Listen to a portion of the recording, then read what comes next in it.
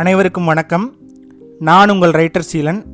நாம் கேட்டுக்கொண்டிருப்பது பரகேசரி ஆதித்த கரிகாலன் பாகம் 1 உத்தமசீலியார் காண்டம் அத்தியாயம் 57 காந்தலூர் களரியும் தக்கோலம் நோக்கிய பயணமும். மேற்கு தொடர்ச்சி மலைத்தொடரான சகயாத்திரியின் அழகே ஒரு தனித்துவமான பேரழகு. வானலாவிய மரங்களும் உடலை துளைக்கும் பனிக்காற்று சூழ்ந்த சிகரங்களும் பட்ட பகலில் கூட சூரிய ஒளியே நுழைய முடியாத அடர்ந்த சோலை வனங்களும் கொண்ட அந்த மலைநாடு காண்போரை மெய்சிலிர்க்க வைக்கும் பிரம்மாண்டம் கொண்டது. இயற்கையின் அந்த பேருருவை ரசிப்பதற்காகவும் தியானத்தில் மூலம் மனதை ஒருமுகப்படுத்தும் இறுதி ஆண்டு புத்துணர்வுக்காகவும் புகழ்பெற்ற அந்த காந்தலூர் சாலை கல்வி நிலையத்திலிருந்து ஒரு சிறப்பு பயணம் ஏற்பாடு செய்யப்பட்டிருந்தது. அந்த பயணக்குழுவில் இருந்தவர்கள் சாதாரணமானவர்கள் அல்லர். காந்தலூரின் மிகச்சிறந்த மாணவர்களாக திகழ்ந்து இன்னும் சில தினங்களில் தங்களின் கடினமான போர் பயிற்சிகளை முடித்துவிட்டு சாலையிலிருந்து தத்தம் நாடுகளுக்கு செல்லப்போகும் அந்தணர்கள் மற்றும் சத்திரியர்கள் அடங்கிய சில 100 பேர் கொண்ட பெருங்குழு அது. அக்குழுவினரோடு பாண்டிய முடிக்குடிய இளவல் 13 வயதான வீரநாராயணன் தானும் வருவதாக அடம்பிடித்தான். ஆச்சாரியாரே, இயற்கையின் பேருருவை அறிவதும் இறைவனை அறிவதற்கு சமமல்லவா? போர் பயிற்சிகளைப் போலவே மனதை கட்டுப்படுத்தும் இந்த பயணமும் எனக்கு அவசியம். நான் வந்தே தீருவேன் என்று அவன் உறுதியாக நிற்க, அவனது புது நண்பனான நிழல் போன்ற நண்பன் பாஸ்கர ரவிவர்மனும் அவனுடன் வருவதாக குறிக்கிளம்பினான். இவர்கள் இருவரையும் கண்ட வருங்கால சேரமான் பெருமாள் மன்னராகும் தகுதியுடைய அந்த 4 சேர இளவரசர்களுக்கும் அகந்தை தலை தூக்கியது. பாண்டிய நாட்டைச் சேர்ந்த ஒரு சிறுவனும் அவர்களின் சக போட்டியாளரான ரவிவர்மனும் வரும்போது எங்கள் சொந்த மலைநாட்டில் நடக்கும் இந்த பயணத்தில் நாங்கள் வரக்கூடாதா என்று அவர்கள் வாதிட, தவிர்க்க முடியாத மூத்த ஆச்சாரியார்கள் அவர்களையும் சேர்த்து கொண்டு மிகுந்த பாதுகாப்போடு அழைத்துச் சென்றனர். பயணக்குழுவினர் சகயாத்திரியின் ஒரு குளிர்ந்த அருவியில் தங்களது புத்துணர்வான காலை குளியலை முடித்தனர். மதிய நேர வெயில் ஊசி முனை அளவு கூட ஊடுருவ முடியாத ஒரு ரம்மியமான குளக்கரையை நோக்கிய தங்களின் அடுத்த கட்ட பயணம் பற்றி ஆச்சாரியார்கள் விவரிக்க அனைவரும் பெருத்த ஆர்வத்துடன் கிளம்பினர். அந்த சிறிய குழு இருபுறமும் செங்குத்தான பாறைகள் சூழ்ந்த குறுகிய பள்ளத்தாக்கு ஒன்றினை அடைந்தது. 200 - 300 பேர் கொண்ட அந்த நீளமான வரிசை ஒடுக்கமான அந்த ஒற்றையடி பாதையில் நிசப்தமாக ஊர்ந்து கொண்டிருந்த போது வனத்தின் ஆழ்ந்த அமைதி பயங்கரமான ஒரு சத்தத்தால் கிளிபட்டது. முன்புறம் காதை பிளக்கும் பெரும் பிளிரலோடு மரம் செடிகளை வேரோடு சாய்த்து கொண்டு பாதையின் குறுக்கே வெளியேறியது ஒரு மாபெரும் காட்டு யானை. அதன் கண்கள் சிவந்து வெறி பிடித்து காணப்பட்டன. அதே கணத்தில் திடீரென பின்புறம் இருந்த பாறைகளின் மேல் இருந்து மரணத்தை அறிவிக்கும் கொடிய உருமல் சத்தம் ஒன்று கேட்டது. அது ஒரு பிரம்மாண்டமான மலைப்புலி. மதம் பிடித்த யானையின் பிளிரல் ஒளியால் அரண்டு போய் தன் எல்லையை காக்க வந்த அந்த புலி எதிர்பாராத விதமாக மனிதர்களின் கூட்டத்தை கண்டு மேலும் ஆக்ரோஷம் அடைந்தது. முன்னால் மத யானை, பின்னால் வேட்டை புலி, இருபுறமும் வழுக்கு பாறைகள். யாரும் நகர வேண்டாம் என்று கட்டளையிட்ட ஆச்சாரியார்கள் 3 தங்கள் விற்களை கையில் எடுத்தபடி முன்னேறினர். ஆச்சாரியார்கள் யானையை நோக்கியும் புலி இருக்கும் திசையை நோக்கியும் சில எச்சரிக்கை அம்புகளை எய்து தம் காந்தலூர் வித்தைகளின் மூலமாக அந்த மிருகங்களை ஒரு கணம் திகைத்து நிற்க செய்தனர். காந்தலூர் வித்தைகளை முழுமையாக கற்றிருந்த அந்த மாபெரும் ஆசான்களுக்கு இந்த மிருகங்களை வீழ்த்துவது ஒரு பெரிய காரியமல்ல. ஆனால் அந்த நெருக்கடியான சூழ்நிலையை அவர்கள் வேறு விதமாக பார்த்தார்கள். இது தம் மாணவர்களின் வீரத்தையும் தலைமை பண்பையும் சோதிக்க இயற்கை அளித்திருக்கும் ஒரு அரிய வாய்ப்பாக கருதினார்கள். தலைமை ஆச்சாரியார் கூட்டத்தை நோக்கி கம்பீரமான குரலில் முழங்கினார். மாணவர்களே, நீங்கள் காந்தலூரில் போர் பயிற்சிகளை முடித்துவிட்டு தத்தம் நாடுகளுக்கு செல்லப்போகும் வருங்கால மாவீரர்கள். இந்த சோதனை உங்களுக்கானது. எங்களின் பாதுகாப்பு இல்லாமல் உங்களில் யாரெல்லாம் முன்வந்து தகுந்த வீகம் அமைத்து இந்த மிருகங்களின் சவாலை முறியடிக்கப் போகிறீர்கள்? இதுவே உங்களுக்காக நாங்கள் வைக்கும் பரீட்சை என்று அறைகூவல் விடுத்தனர். அந்த 300 மாணவர்களும் ஒரு கணம் உறைந்து போய் நின்றார்கள். அவர்கள் அனைவரும் பல ஆண்டுகள் பயிற்சி பெற்ற சிறந்த வீரர்கள்தான். ஆனால் கைகளில் ஆயுதங்கள் இல்லை. தவிர ஆசான்கள் சோதிக்கிறார்கள். நாம் எதற்காக முதலாவதாக சென்று ஆபத்தில் சிக்கிக்கொள்ள வேண்டும்? யாரேனும் சென்று அந்த மிருகங்களை அடக்கிக் கொள்ளட்டும் என்ற சுயநலமும் யார் முதலில் செல்வது என்ற தயக்கமும் அவர்களை சிலைகளாக நிற்க வைத்தது. மரணம் 2 புறமும் காத்து நின்றது. பயத்திலும் தயக்கத்திலும் ஒட்டுமொத்த கூட்டமும் உறைந்து நின்ற அந்த வினாடியில் கூட்டத்தை விலக்கிக் கொண்டு கம்பீரமாக முன்னால் வந்தான் பாண்டிய இளவரசனான வீரநாராயணன். அவன் முகத்தில் துளியும் பயம் இல்லை. மரணத்தின் நிழல் துளி கூட இல்லை. ஆசான்களை நோக்கி பணிந்து வணங்கியவன், குருமார்களே, இந்த சவாலை நான் ஏற்கிறேன் என்று கூறிவிட்டு ஒரு ஆச்சாரியாரின் கையில் இருந்த நீண்ட வேலை தன் கைகளில் வாங்கி கொண்டான். தன் உயிரை பணயம் வைத்து அந்த மரணக்களத்தின் மையத்திற்கு சென்றான். அவன் செல்வதைக் கண்ட அவனது நண்பன் பாஸ்கர ரவிவர்மன் தானும் சற்றும் தயங்காமல் முன்னே வந்தான். ரவி மிருகங்களின் திசையையும் நகர்வையும் கணித்துச் சொல் என்று உத்தரவிட்டவாறே நாராயணன் வேகமாக முன்னேறினான். பின்னணியில் நின்ற பாஸ்கர ரவி காந்தலூர் சாலையின் சிறந்த வியூகவாதி. நாராயணா, நேருக்கு நேர் மோதாதே, உனது பலம் உன்னுடைய வேகம். வலதுபுற பாறையின் மீதேறி யானையின் மத்தகத்தின் இடதுபுறம் உள்ள உயிர் வர்ம புள்ளியை தாக்கு. புலியின் பார்வைக்கு நேராக ஒருபோதும் நிற்காது என்று வியூகம் வகுத்து கொடுத்தான். ஒரு சிறுத்தையைப் போல பாய்ந்தான் நாராயணன். மத யானை தன் நீண்ட துதிக்கையை உயர்த்தி அவனை தாக்க முற்பட்ட போது நேராக நிற்காமல் நூலிலையில் சரிந்து பக்கவாட்டில் உள்ள பாறையில் தாவி ஏறினான். யானை தன் முழு பலத்துடன் பாறையில் முட்டி நிலை தடுமாறி அந்த ஒற்றை நொடியை பயன்படுத்தி கொண்டான் நாராயணன். பாறையின் மேலிருந்து நேராக அதன் மேல் குதித்து தன் கையில் இருந்த வேலை யானையின் மத்தகத்தின் மிக நுட்பமான வர்ம புள்ளியில் இறக்கினான். காந்தலூரின் வர்மக்கலை ஒருபோதும் பொய்க்காது. மூளை நரம்புகள் துண்டிக்கப்பட்ட பெருமலை ஒன்று சரிவதைப் போல அந்த மத யானை பிளிரிக்கொண்டு தரையில் சாய்ந்தது. யானை வீழ்ந்த மறுகணமே கொடிய உருமலுடன் புலி அவன் மீது பாய்ந்தது. அது ஒரு சாதாரண புலியாக தெரியவில்லை. அது ஒரு நிறைமாத கர்ப்பிணி புலி போல் தெரிந்தது. புலியின் தாக்குதலில் நாராயணனின் உடல் பல இடங்களில் கிளிபட்டது. அவனது உடலெங்கும் ரத்தம் கொட்டியது. ஆனால் அவனது நரம்புகளில் ஓடியது பாண்டியரின் வீர ரத்தம் அல்லவா? அவன் ஒரு கணமும் பின்வாங்கவில்லை. யானையின் உடலிலிருந்து வேகத்தோடு வேலை உருவி எடுத்தவன் காற்றில் சுழன்று தன்னை தாக்க வந்த புலியின் நெஞ்சை நோக்கி அதை பாய்ச்சினான். புலியின் கூர் நகங்கள் நாராயணனின் தோலை கிழித்து இரத்த காயத்தை ஏற்படுத்திய அதே வேளையில் அவனது வேல் புலியின் இதயத்தை துளைத்திருந்தது. பெரும் போராட்டத்திற்கு பிறகு புலியின் அசைவும் அடங்கியது. ரத்தம் சொட்ட சொட்ட பெருமூச்சு வாங்கியபடி எழுந்த நாராயணன் இறக்கும் தருவாயில் இருந்த அந்த மலைப்புலி வலியாலும் அந்த மரண போராட்டத்தின் அதிர்ச்சியாலும் தனது இறுதி மூச்சில் 2 குட்டிகளை இருந்தெடுத்ததை கண்டான். ஒரு குட்டி பிறந்தவுடனேயே மூச்சற்று இறந்து போக எஞ்சியிருந்த அந்த ஒற்றை புலிக்குட்டி மட்டும் தாயின் மரணம் புரியாமல் அதன் அரவணைப்பை தேடி பால் குடிப்பதற்காக தத்தி கொண்டிருந்தது. சற்று முன் கொடிய மிருகத்தை வீழ்த்திய நாராயணனின் வீரம் செறிந்த இதயம் அந்த பிஞ்சு குட்டியை கண்டதும் பனியாக கனிந்தது. தன் காயங்களின் வலியை பொருட்படுத்தாமல் கீழே மண்டியிட்டு ரத்தம் பணிந்த தன் கைகளால் அந்த சிறிய புலிக்குட்டியை மிகவும் மென்மையாக அள்ளி நெஞ்சோடு அணைத்து கொண்டான். கையில் புலிக்குட்டியோடு நாராயணன் நடந்து வருவதை கண்ட ஆச்சாரியார்களின் கண்கள் பெருமிதத்தால் கலங்கி போயின. அதே சமயம் பயத்தில் மருண்டு போய் நின்ற அந்த 300 முன்குடிமை அந்தணர்களும் இளவரசர்களும் அவனது தீர்க்கத்தை கண்டு பிரமிப்பில் உறைந்து போய் நின்றனர். கூட்டத்தின் முன்னால் வந்து நின்றவன் உடலின் காயங்களும் அதீத இரத்தப்போக்கும் தாங்காமல் ஆசான்களின் காலடியில் அப்படியே மயங்கி சரிந்தான். அதுவரை அவனை ஒரு சாதாரண சிறுவனாக பார்த்து தங்களுக்குள் அகைந்து கொண்டிருந்த அந்த மாணவர்களுக்கும் சேரமான் பெருமாள் போட்டியாளர்களுக்கும் அப்போதுதான் ஒரு பேருண்மை முகத்தில் அறைந்தார் போல விளங்கியது. அவர்கள் ஓரணியாக ஒன்றிணைந்து செயல்பட்டிருந்தால் அந்த மிருகங்களை காயங்கள் ஏதுமின்றி எளிதாக வீழ்த்தி இருக்க முடியும். ஆனால் நாம் ஏன் முதலாவதாக சென்று முன்பலியாக வேண்டும் என்று அவர்கள் சுயநலமாக சிந்தித்ததே அவர்களின் கோழைத்தனத்திற்கு காரணமாக அமைந்தது. ஆனால் நாராயணனோ தன் உயிருக்கு என்ன லாப நஷ்டம் என்று பார்க்கவில்லை. அந்த அர்ப்பணிப்பு உணர்வுதான் அவனை அந்த இடத்தில் ஒரு நிகரற்ற தலைவனாக்கியது. அந்த நிமிடம் சகயாத்திரியின் அந்த இரத்த களரியிலும் தன்னை விட வயதிலும் அனுபவத்திலும் பெரியவர்களான அந்த மாபெரும் கூட்டத்தின் மனங்களை முழுமையாக வென்று காந்தலூர் சாலையின் அசைக்க முடியாத ஒற்றை தலைவனாக வீறு கொண்டு எழுந்து நின்றான் சிறுவன் வீரநாராயணன்.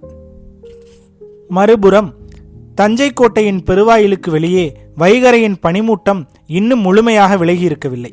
ஆனால் சோழ பேரரசின் மாபெரும் படைத்திரட்சி அந்த பனியை துளைத்து கொண்டு ஒரு பெரும் அகழிக்கடலென கொந்தளித்து நின்றது. வால் முனைகளில் தாங்கியிருந்த பனித்துளிகள் விடியலின் வெளிச்சத்தில் இரத்த துளிகளாய் மின்னுவது போல ஒரு பிரமை.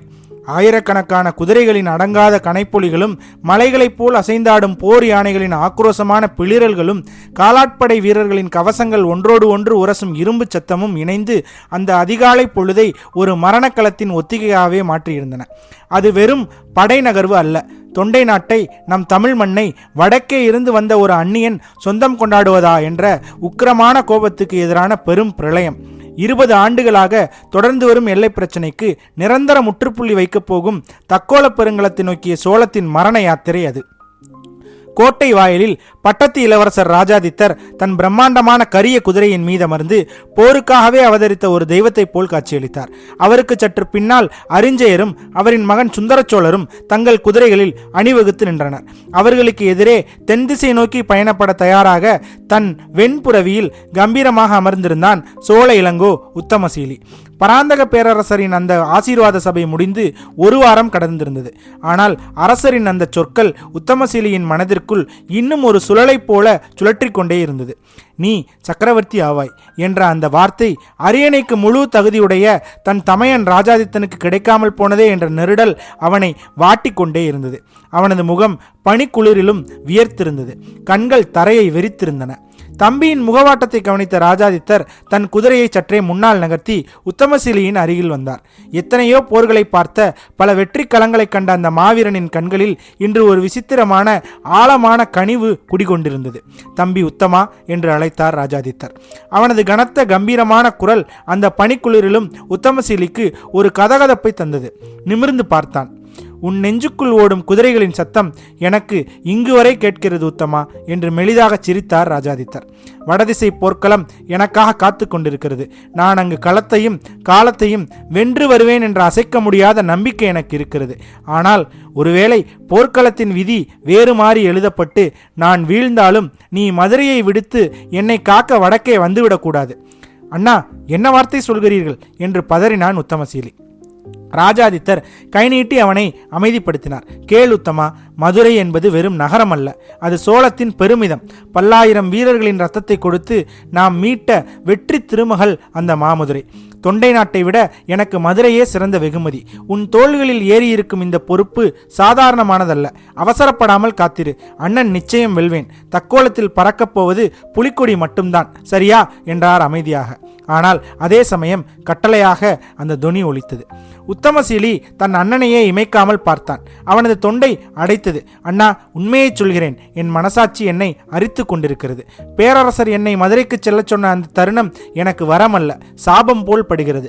இப்போது கூட நீங்கள் சரி என்று ஒரு வார்த்தை சொன்னால் நான் உங்கள் பின்னாலேயே வாளேந்தி வந்து விடுவேன். நான் இல்லாமல் நீங்கள் மட்டும் வடக்கே கொடும் போருக்கு போவது என் நெஞ்சை என்னவோ செய்கிறது அண்ணா. என் வாள் உங்கள் அருகில்தான் இருந்திருக்க வேண்டும் அண்ணா. கண்ணரனின் தலையை நானே கொய்து உங்கள் காடலில் வைத்திருக்க வேண்டும் என்றான் ஆவேசமாக, கண்கள் கலங்க. ராஜாதித்தர் வாஞ்சையோடு தம்பியின் தோளை தொட்டார். உன் வீரத்தை நான் அறிவேன் உத்தமா. ஆனால் சக்கரவர்த்தியின் ஆணைப்படி மட்டுமல்ல, எனது ஆசைப்படியும் நீ தெற்கை காக்க வேண்டும்.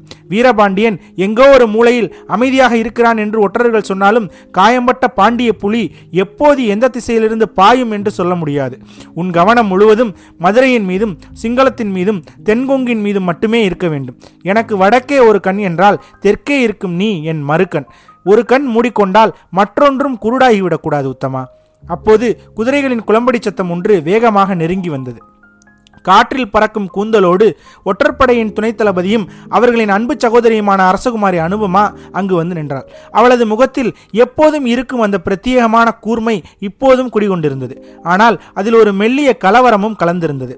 அனுபமா உத்தமசீலியை பார்த்து சற்றே குரலை தாழ்த்தி பேசினாள். உத்தமா, வடக்கே நிலைமை மிக கடுமையாக இருக்கிறது. கண்ணரன் வேடும் படையோடு வரவில்லை, பல வஞ்சக திட்டங்களோடும் வருகிறான். என் ஒற்றர்கள் அவனது ஒவ்வொரு அசைவையும் கவனித்து செய்திகளை ரேவதாசன் மூலம் உடனுக்குடன் அனுப்பி வருகிறார்கள். இருந்தாலும் தக்கோலக்களத்தில் எதிரிகள் குறுக்கு வழியை பயன்படுத்துவார்கள் என என் உள்ளுணர்வு எச்சரிக்கிறது. பின் ராஜாதித்தரை பார்த்து தழுதழுத்த குரலில், அண்ணா, போர் மரபுகளை கண்ணரனும் அவனோடு கைகோர்த்திருக்கும் அந்த மேலைக்கங்கனான பூதுகனும் ஒருபோதும் மதிக்க மாட்டார்கள். அவர்களின் கண்கள் சோழப்படையில் இல்லை, சோழப்படையின் தலைவரான உங்கள் மீதுதான் இருக்கிறது. யானை மீது அமர்ந்து நீங்கள் போர் செய்ய போகிறீர்கள். அது எதிரிகளுக்கு உங்களை எளிதாக அடையாளம் காட்டிவிடும். நேரடியாக அவர்கள் உங்கள் மீது குறிவைக்கலாம். மிகுந்த எச்சரிக்கையோடு இருங்கள் அண்ணா என்றால் பதைபதைப்புடன். ராஜாதித்தர் சத்தமாக சிரித்தார். அந்த சிரிப்பு சோழப்படையின் முன்வரிசை முழுவதற்கும் கேட்டது. அனுபமா, எலிகளின் தந்திரங்கள் பூனைகளிடம் பலிக்கலாம், இந்த புலியின் முன்னால் ஒருபோதும் பலிக்காது. என்னை குறிவைத்து தாக்கினால் அதை நான் என் வீரத்திற்கு விடப்பட்ட சவாலாகவே எடுத்துக்கொள்வேன். நெஞ்சில் பாயும் அம்பை எடுத்து எதிரியின் நெற்றியிலேயே தைக்கச் செய்வதுதான் சோழர் ரத்தம். அச்சவாலை முறியடித்து தக்கோலத்து மண்ணில் புலிக்கொடியை பறக்க விடுவேன் என்று சொல்லி தன் முறுக்கிய மீசையை நீவிக்கொண்டார். அப்போது தன் குதிரையை முன்னே நகர்த்திய இளையவன் சுந்தர சோழன் இடைமறித்தான். கவலைப்படாதீர்கள் அத்தையாரே, நானும் என் தந்தை அரிஞ்சயரும் பெரியப்பாவுக்கு அரணாக அவரது கூடவே எப்போதும் நிற்போம். கண்ணரனின் வஞ்சக படைகளை தக்கோலத்து புழுதியிலேயே புதைத்து விட்டுத்தான் நாங்கள் சோழம் திரும்புவோம் என்றான், ஒரு இளம் வீரனுக்கே உரிய அசாத்திய உறுதியுடன். அரிஞ்சயரும் அதை ஆமோதிப்பது போல தலையசைத்தார். விடைபெறும் நேரம் நெருங்கியது. சுந்தரச்சோழரின் சிறுவயது மகன் ஆதித்த கரிகாலன் அரண்மனை காவலாளி ஒருவனின் கையை திமிரிக்கொண்டு அங்கு ஓடி வந்து சேர்ந்தான். சின்னஞ்சிறு வயது என்றாலும் அவன் கண்கள் அக்னி குஞ்சுகளாய் பளபளத்தன. உத்தமசீலி குதிரையிலிருந்து சட்டென்று இறங்கி அந்த சிறுவனை தன் கைகளில் அப்படியே அலாக்காக தூக்கி கொண்டான். சின்ன தாத்தா, நீங்களும் பெரிய தாத்தா ராஜாதித்தரைப் போலவும் நடுத்தாத்தா அரிஞ்சயரைப் போலவும் என் தந்தை சுந்தரச்சோழரைப் போலவும் என்னை மட்டும் இந்த பாழாய்ப்போன கோட்டையிலேயே விட்டுவிட்டு போகிறீர்களா? எனக்கும் ஒரு வாள் கொடுங்கள், நானும் உங்களோடு வருகிறேன், தக்கோலத்திற்கோ மதுரைக்கோ என்று கேட்டான் கரிகாலன் தன் மலனை மாறாத வீரக்குரலில். உத்தமசீலியின் முகம் மலர்ந்தது. இல்லை என் மாவீரனே, நீ சோழத்தின் எதிர்காலம். நீ கற்க வேண்டிய போர்களும் வெல்ல வேண்டிய களங்களும் அறுக்க வேண்டிய பகைவரின் தலைகளும் இன்னும் நிறைய இருக்கின்றன. சீக்கிரம் வளர்ந்து பெரியவனாகு. அதன் பின் உன்னை எந்த தாத்தனாலும் இந்த கோட்டைக்குள் கட்டி வைக்க முடியாது. உன் காலடியில் ஒட்டுமொத்த பாரத வருஷமும் ஒரு நாள் மண்டியிடும் என்று சொல்லி அவன் கன்னத்தில் ஆசையாக முத்தமிட்டு கீழே இறக்கிவிட்டான். சுந்தரனின் மனைவி வானவன் மாதேவி ஓடி வந்து கரிகாலனை அழைத்து தன் அருகே இறுக்கமாக நிறுத்தி கொண்டாள். குதிரையிலிருந்து இறங்கி நின்ற அத்தனை இளவரசர்களுக்கும் பேரரசிகளும் அரண்மனை மகளிர்களும் ஆராத்தி எடுத்து வெற்றி திலகம் அணிவித்தனர். மங்கள வாத்தியங்கள் முழங்கின. உப்பரிகையில் ஒரு முதிர்ந்த ஆலமரத்தை போல் நின்றிருந்த பேரரசர் பராந்தகர் தன் மக்களின் எதிர்காலத்தை எண்ணி கலங்கிய கண்களோடு மலர்களை தூவி ஆசீர்வதிக்க அனைவரும் கீழே நின்றபடி தலை குனிந்து பணிவுடன் அந்த ஆசியை ஏற்றுக்கொண்டனர். திலகமும் ஆசியும் முடிந்தவுடன் உத்தமசீலி தன் தமையன்களை ஒவ்வொருவராக தழுவிக்கொண்டான். இறுதியாக ராஜாதித்தர் உத்தமசீலியின் தோள்களை தன் வலிமையான கரங்களால் இறுக பற்றி கொண்டார். நாம் மீண்டும் சந்திப்போம் என்று நம்புகிறேன் உத்தமா, வெற்றியோடு சந்திப்போம் என்றார். நிச்சயமாக அண்ணா, சோழத்தின் புலிகொடி தக்கோலத்திலும் பறக்கட்டும், நம் உயிரான மதுரையிலும் பறக்கட்டும் என்றான் உத்தமசீலி. அவனது வார்த்தைகளில் வீரம் ததும்பினாலும் அடிமனதில் ஏதோ ஒரு இனம் புரியாத வலி இருண்ட மேகத்தை போல் முட்டிக்கொண்டு நின்றது. அவனது கைகள் அண்ணனை விட மறுத்தன. சோழ பேரரசு டும் டும் டும் என விண்ணதிர அதிர்ந்தது. போர்ச்சங்குகள் முழங்கின. வடக்கே தக்கோலம் நோக்கியும் தெற்கே மதுரை நோக்கியும் படைகள் நகரத் தொடங்கின. திசைகள் பிரியும் அந்த பெருவெளியில் சோழத்தின் மாபெரும் தூண்கள் இரண்டாக பிரிந்தன. உத்தமசீலி தன் வெண்புறவியை திருப்பி தெற்கு நோக்கி செலுத்த தொடங்கினான். சற்று தூரம் சென்றதும் என்ன தோன்றியதோ குதிரையின் கடிவாளத்தை இழுத்து பிடித்து நிறுத்தி ஒரு முறை திரும்பி பார்த்தான். தஞ்சை கோட்டையின் பிரம்மாண்டமான பின்னணியில் உதித்து வரும் சூரியனின் சிவந்த ஒளியில் மூத்தவர் ராஜாதித்தர் யானைப்படையின் நடுவே தன் கரிய புறவியில் வடதிசை நோக்கி சென்று கொண்டிருந்தார். ஆயிரக்கணக்கான மாவீரர்களின் காலடிகளில் இருந்த செம்புழுதி படலம் அவரை மெல்ல மெல்ல ஒரு திரை என மூடி மறைக்க தொடங்கியது. முக்காலமும் உணர்ந்த பராந்தகரின் அந்த ஆசீர்வாத வார்த்தைகள் மீண்டும் உத்தமசீலியின் காதுகளில் ஒலித்தன. எதிர்கால வரலாற்றில் இவர்கள் இருவரின் பெயர்களும் இரத்தத்தாலும் கண்ணீராலும் எழுதப்படப் போகிறது என்பதை அந்த பனிமூட்டமும் புழுதி படலமும் மட்டுமே அறிந்திருந்தன. தன் மனதின் பாரத்தை மறைத்து கொண்டு குதிரையை தட்டிவிட்டு மாமதுரையை நோக்கி சீறிப்பாய்ந்தான் உத்தமசீலி. காத்திருப்போம் அடுத்த அத்தியாயத்திற்கு.